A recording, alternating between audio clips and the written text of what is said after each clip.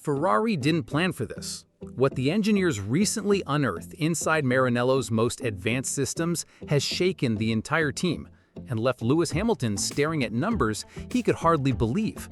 For months, the official story was simple: adaptation takes time. Fans were told to be patient. Yet in the shadows of the simulator rooms, a different truth was forming, one that no press release would ever dare to mention. Hamilton's start at Ferrari was supposed to be electric, a partnership between the sport's most successful driver and its most legendary team. Instead, race after race, the results have been empty. 14 rounds, not a single podium. But behind that painful statistic lies a deeper story, not about effort, not about age, but about tools that were quietly failing the man who built his career on precision. And here's the twist: the problem wasn't just on track. It started in the very place where modern Formula One dreams are supposed to be created: the simulator. What Ferrari found there was enough to turn a season of confusion into a revelation. And for Hamilton, it explained why the trust he once had in every lap suddenly vanished. When Hamilton signed with Ferrari, fans imagined instant fireworks, podiums, maybe even a championship charge. Instead, he found himself stuck in endless cycles of frustration. And the real bombshell? The source of that frustration wasn't only on track. It was buried in Ferrari's own simulator. For a modern F1 driver, the simulator is the heartbeat of preparation. It's where setups are born, where tire degradation is studied, where every adjustment can mean the difference between pole position and mediocrity. But for Hamilton, that lifeline became a trap. Insiders whisper that Ferrari's system wasn't built around his driving style at all. Years of development had fine-tuned the tool to suit Charles Leclerc's preferences, locking Hamilton into parameters too narrow, too rigid, too blind to his demands. Imagine handing a master painter only 3 colors and expecting a masterpiece. That's what Hamilton faced. He poured in more hours than anyone, showing up early, staying late, demanding extra sessions after every race. But the feedback loop betrayed him. What felt promising in simulation dissolved by Friday practice, leaving Hamilton chasing ghosts that didn't exist on the track. In Formula One, confidence isn't built in front of the cameras. It starts in the simulator, where every variable, tire wear, wind direction, brake temperature, is rehearsed until the driver knows exactly what to expect. But for Hamilton, that transition from digital to reality was brutal. Time after time, he would leave the simulator convinced a solution had been found. The numbers looked solid, the balance charts lined up. Yet by the first laps of free practice, everything collapsed. Braking points drifted unpredictably, corner rotation felt inconsistent, the car's balance shifted lap after lap as if mocking the hours of preparation. And slowly, something more dangerous than a bad setup began to grow: doubt. Insiders described the atmosphere inside the garage as suffocating. Hamilton, who once trusted his feel more than any sheet of data, found himself questioning the very tools designed to guide him. Each mismatch between simulation and reality chipped away at his belief, not just in the car, but in the process itself. And once that erosion begins, it spreads quietly, not in headlines, but in whispered frustrations hidden behind closed doors in Maranello. At first, the engineers thought it was minor, just a sharper bite point, a modulation curve that felt a little different, nothing that should derail a 7-time champion. But under closer scrutiny, the truth emerged. Ferrari's new braking layout had quietly stolen Hamilton's most trusted weapon. For years at Mercedes, braking wasn't just about slowing down. For Hamilton, it was an art. He used the pedal to rotate the car, to control the weight transfer, to open lines that others couldn't even imagine. The feel was progressive, layered, almost musical. But in the SF25, the system had become digital, on or off, with no subtlety in between.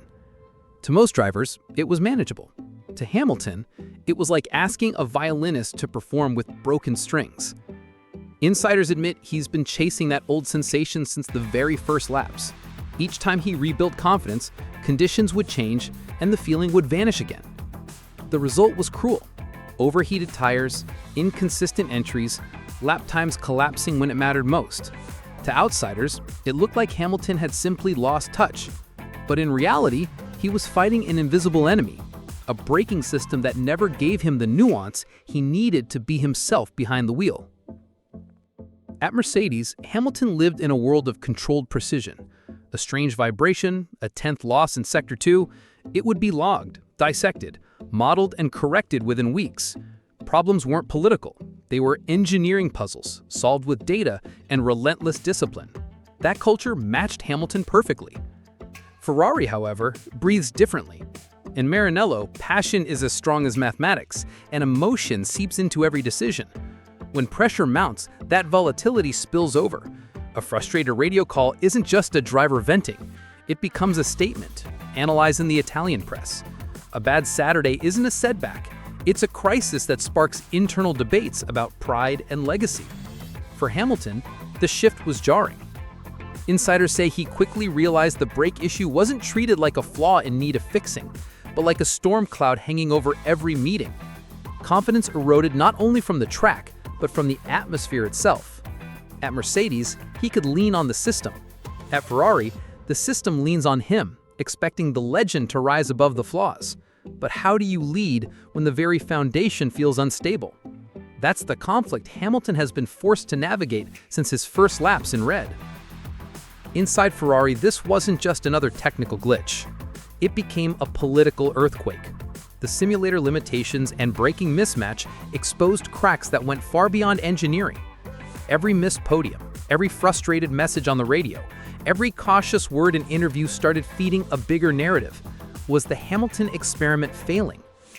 Ferrari hadn't just hired a driver. They made a statement to the entire world that Lewis Hamilton in red would redefine the Scuderia.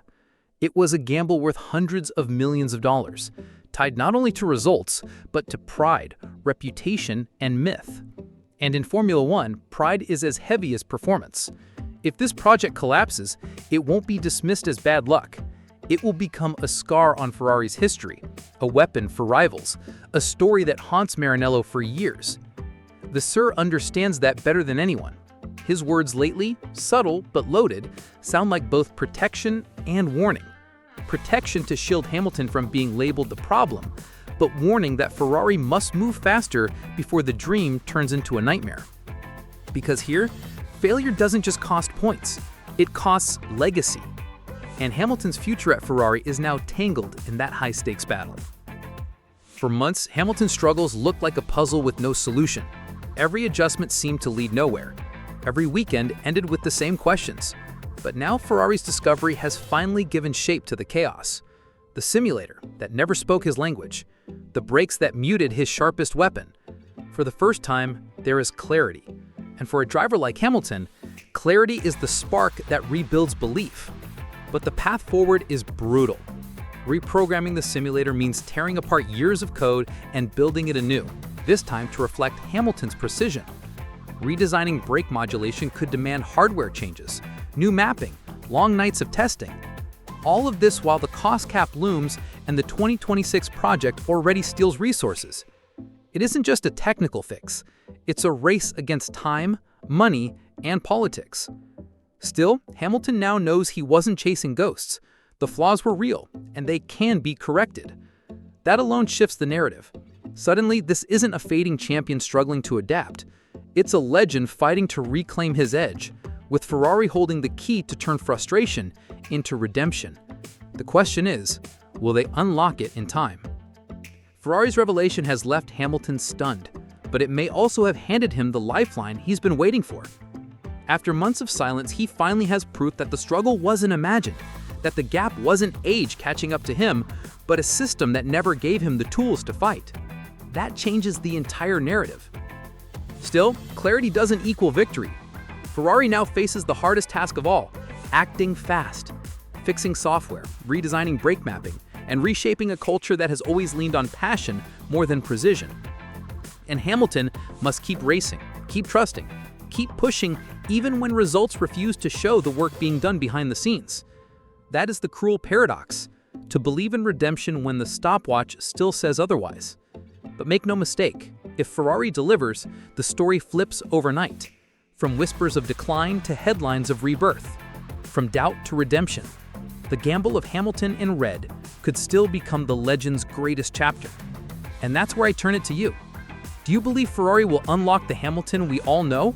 Or is this dream destined to collapse under its own weight? Let me know in the comments because this story is only just beginning.